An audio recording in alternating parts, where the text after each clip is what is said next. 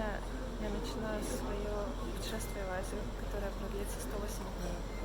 Сейчас я нахожусь на интернациональном аэропорту Дубай. 108 показательное число. Недавно мы играли в игру «Шахматы мудрых», и там как раз было 108 лет.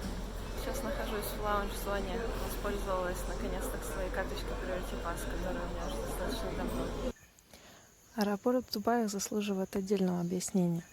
Сами Дубаи я видела только с самолета, но выглядели они достаточно впечатляюще, со всеми храмами, пустыней и океаном. Когда я прилетела в Непал, все стало совсем непонятно.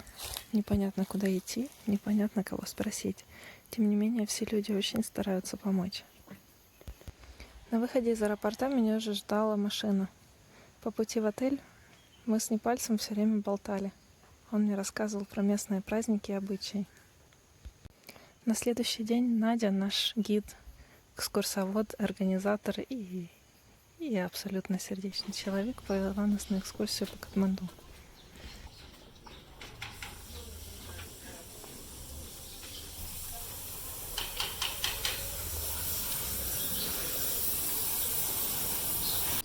Мы начали нашу экскурсию с храмов.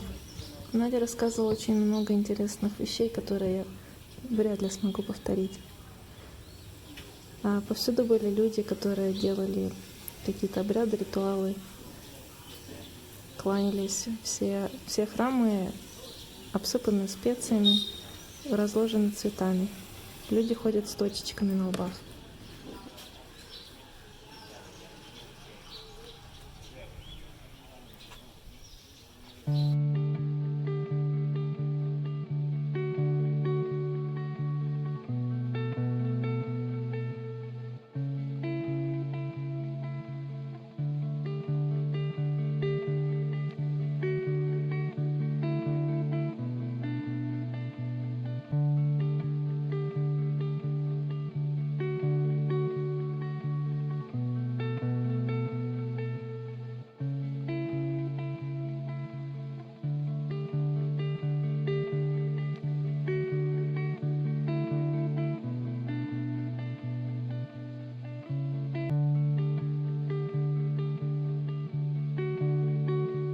Надя также завела нас в магазин с чашами, где ее знакомые люди делали чаши сами. Для изготовления одной чаши нужно 4 человека, которые одновременно начинают бить по куску металла, пока не формируется форма чаши.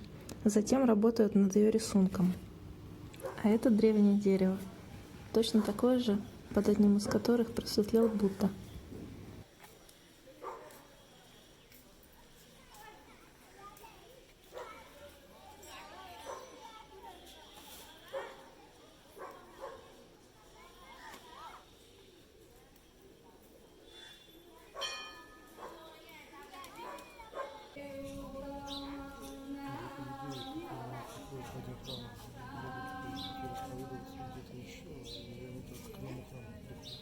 Ну, у них есть свои какие-то вот требы, то есть где, когда, чего происходит, там, ну, там, например, когда дипангарцы собираются все из всего города. Какие-то есть повседневные вещи, какие-то сезонные вещи. Достаточно большой календарь. А есть такие случаи, когда что-то происходит, и надо что-то делать по случаю.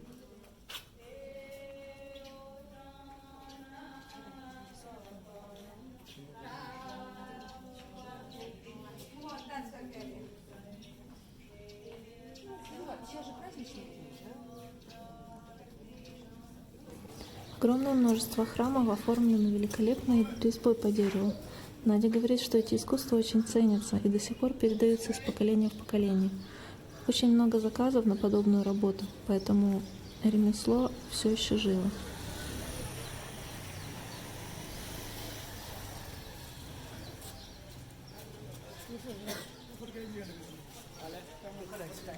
Надя не знает точно, откуда взялись картинки порнографического характера на храме. Одно из ее предположений – это то, что в каком-то момент времени люди стали слишком духовны, и монахи пытались возродить в них страсть, делая подобные картинки.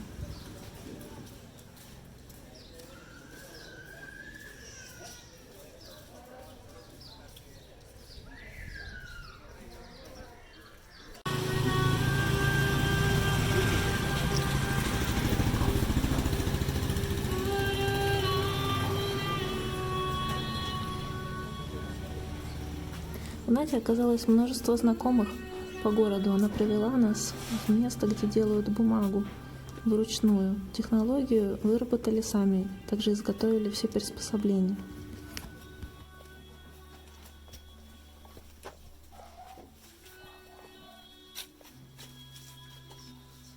Сам хозяин очень набожен, а также безумно трудолюбив. Вся его мастерская и дом был полностью покрыт колоннами с резьбой из разных ситуаций жизни Будды. Ни одна из них не была похожа одна на другую. По прочитанной джапике делает эскиз, наброски. И по этим наброскам затем резчики в его доме внутри оформляют вот эти вот балки и колонны.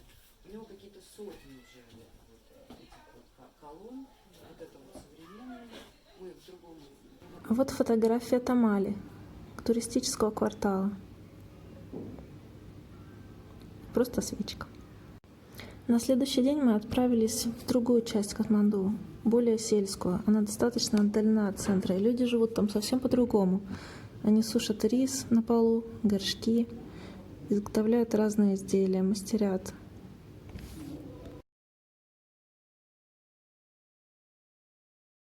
Мы также увидели последствия крушительного землетрясения, которое произошло несколько лет назад.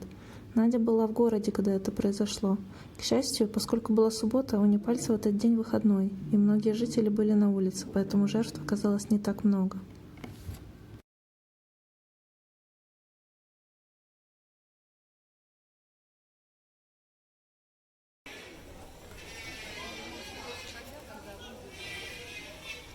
В основном пострадали длинные здания, которые были снесены ударной волной.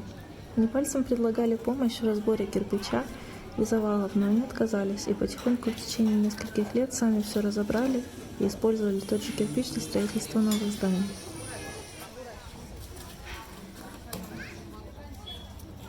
Полюбуйтесь на это великолепное дерево. Оно находится на углу огромного бассейна, о котором даже не догадаешься, проходя мимо по улице. Бассейн использовался в основном как водохранилище. Там можно гулять, но купаться нельзя.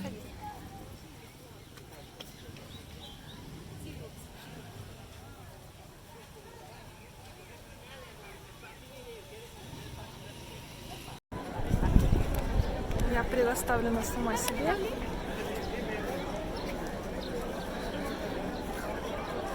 Не могу поверить, что я здесь.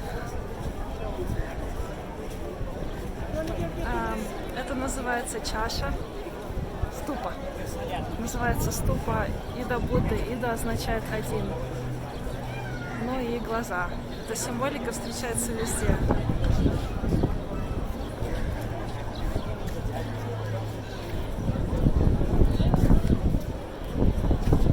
Ну, не очень хорошо видно.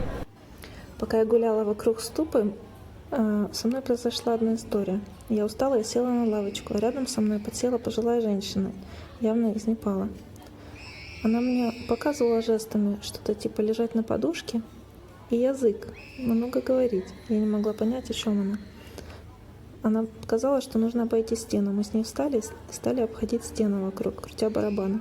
В какой-то момент она отстала позади, и я решила свернуть в одну из улочек, где продавали вещички.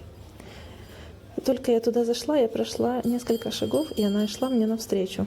Она пришла, решительно взяла меня за руку и повела на то же место, откуда я свернула, пока мы не обошли всю стену и не вернулись к той же лавочке. Тогда мы сели, она продолжила показывать то же самое. Когда я сказала, что мне нужно идти к моей группе, она вздохнула и посмотрела на меня взглядом, как будто бы я безнадежна. Позже мы поехали в другой храм, в котором уже водились обезьяны, так как он находится ближе к джунглям. В этом храме происходят две интересные вещи. Первое, там хоронят покойников, сплавляя горящие тела по реке. А на другом берегу празднуют каждый день рождение Бога. Вот не помню какого. Но это празднование происходит каждый день. Вот так на одной реке хоронят и радуются одновременно.